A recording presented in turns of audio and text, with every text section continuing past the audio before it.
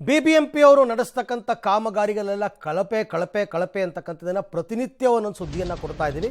ಈಗ ಇನ್ನೊಂದು ನಿನ್ನೆ ಸಂಜೆ ಹಾಕಿದ ಡಾಂಬರ್ ಕಳಪೆ ಬಗ್ಗೆ ಈಗ ಬಯಲಾಗಿದೆ.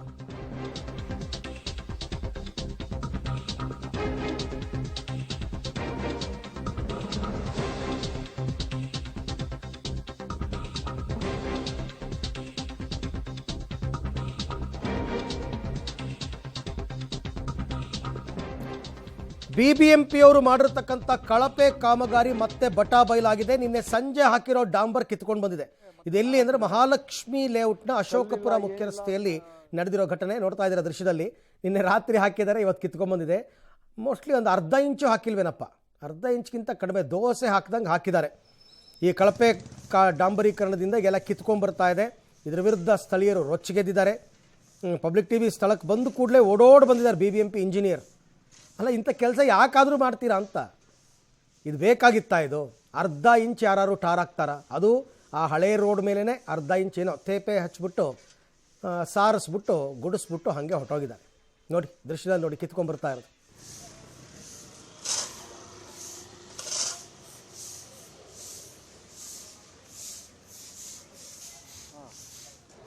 ಬಿಬಿಎಂಪಿ ಅಂದ್ರೆ ಕಳಪೆ ಕಾಮಗಾರಿ ಮಾಡುವಂತ ಸಂಸ್ಥೆ ಅನ್ನುವಂಥದ್ದು ಮತ್ತೆ ಮತ್ತೆ ಸಾಬೀತಾಗ್ತಾ ಇದೆ. ಯಾಕಂದ್ರೆ ನಿಜಕ್ಕೂ ಶೇಮ್ ಆಗಲ್ವಾ ಬಿಬಿಎಂಪಿಗೆ ಅನ್ನೋ ತರದ ಪ್ರಶ್ನೆಗಳು ಕಾಡುತ್ತೆ. ಯಾಕಂದ್ರೆ ಬಿಬಿಎಂಪಿ ಮಾಡುವಂತ ಆ ಕಳಪೆ ಕೆಲಸಗಳಿದ್ದಾವ, ಆ ಕೆಲಸಗಳನ್ನ ನೋಡಿದ್ರೆ ಯಾರು ಬೇಕಾದ್ರೂ ಹೇಳ್ತಾರೆ ಬಿಬಿಎಂಪಿ ಶೇಮ್ ಅಂತ. ಯಾಕಂದ್ರೆ ನಾನೀಗ ಮಹಾಲಕ್ಷ್ಮಿ ಲೇಔಟ್ನಲ್ಲಿ ಇದ್ದೇನೆ. ಮಹಾಲಕ್ಷ್ಮಿ ಲೇಔಟ್ನ ಅಶೋಕಪುರಂನಲ್ಲಿ ನಿನ್ನೆ ಸಂಜೆ ಡಾಂಬರೀಕರಣ ಮಾಡಿದ್ದಾರೆ. ಆ ಡಾಂಬರೀಕರಣದ ಅಸಲಿಯತ್ ಏನು ಅನ್ನುವಂಥದ್ದು ಬೆಳಗಾಗೋದ್ರ ಒಳಗಾಗಿ ಬಟಾ ಬಯಲಾಗಿದೆ.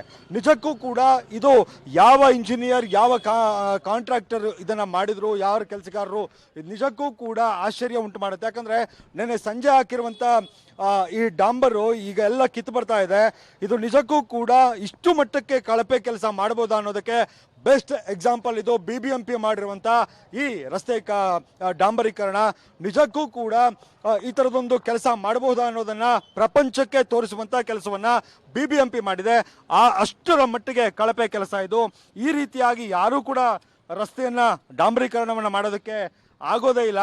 ಅಷ್ಟರ ಮಟ್ಟಿಗೆ ಡಾಂಬರೀಕರಣವನ್ನ ಮಾಡಿ ಜನರ ಆಕ್ರೋಶಕ್ಕೆ ಈಗ ಕಾರಣರಾಗಿದ್ದಾರೆ. ಜನ ಇದನ್ನ ನೋಡಿ ನಗ್ಬೇಕಾ, ಕೋಪ ಮಾಡ್ಕೊಳ್ಬೇಕಾ ಅನ್ನೋದು ಗೊತ್ತಾಗ್ತಾ ಇಲ್ಲ.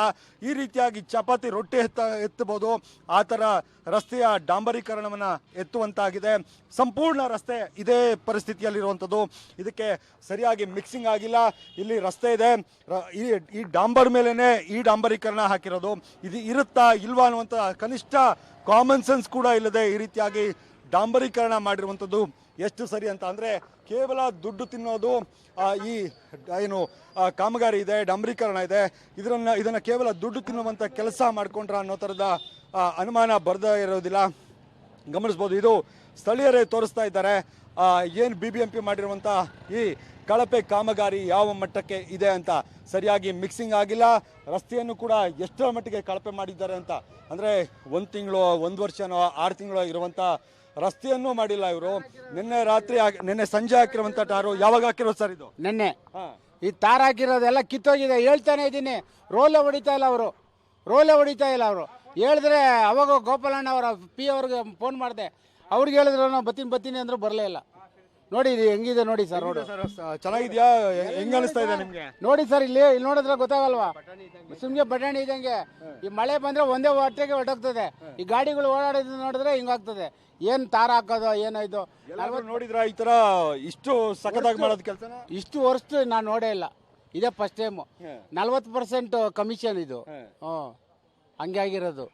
40% ಇಲ್ಲ, ಪೂರ್ತಿ ಕಮಿಷನ್ ಅನ್ನೋ ತರ ಇದೆ ಇದು. 100% ಹಂಗೆ ಆಗಿರೋದು. ನೋಡಿ, ನೀವೇ ನೋಡಿ, ಇಲ್ಲಿ ತೋರಿಸಿ ಸರ್, ಇಲ್ಲಿ ನೋಡಿ ಸರ್ ಹೆಂಗಿದೆ ನೋಡಿ ಸರ್. ನೋಡಿ ಹಂಗೆ ರೋಡ್ ನೋಡಿ ಕೈಯಲ್ಲಿ ಎತ್ಬಿಟ್ಟು ಇದೀವಲ್ಲ, ಆರಾಮಾಗಿ ಬಂದ್ಬಿಡ್ತದೆ. ಅದು ನೋಡಿ ನಾವು ಹೇಳ್ತಾನೆ ಇದ್ದೀವಿ ಅವ್ರು ಯಾರೋ ಇಂಜಿನಿಯರ್ಗೆ, ನೋಡಿ ಸರ್ ಎಲ್ಲ ಎದ್ದೋಗ್ಬಿಟ್ಟಿದೆ ಅಂದರೆ ಅವ್ನು ರೋಲ್ ಹೊಡಿತಾನೆ ಕಿತ್ಕೊಂಡ್ ಬರ್ತಾ ಇದೆ. ಅಲ್ಲಿ ನೋಡಿ, ಅಲ್ಲಿ ಕೋಳಿ ಅಂಗಡಿ ಐತರ, ಅಲ್ಲಿ ಶೇಮ್ ಶಾಪ್ ಅಂಗಡಿ ಐತರ, ಇಲ್ಲೆಲ್ಲ ನೋಡಿ ಕಿತ್ಕೊಂಡ್ ಬಂದ್ಬಿಟ್ಟಿದೆ. ಪೂರ್ತಿ ಇದೆ. ನೀವೇನು ಹೇಳ್ತೀರಾ? ಸಮಯ ಮೂಲೆಯಿಂದ ಇದೆ. ನಾವು ಈಗ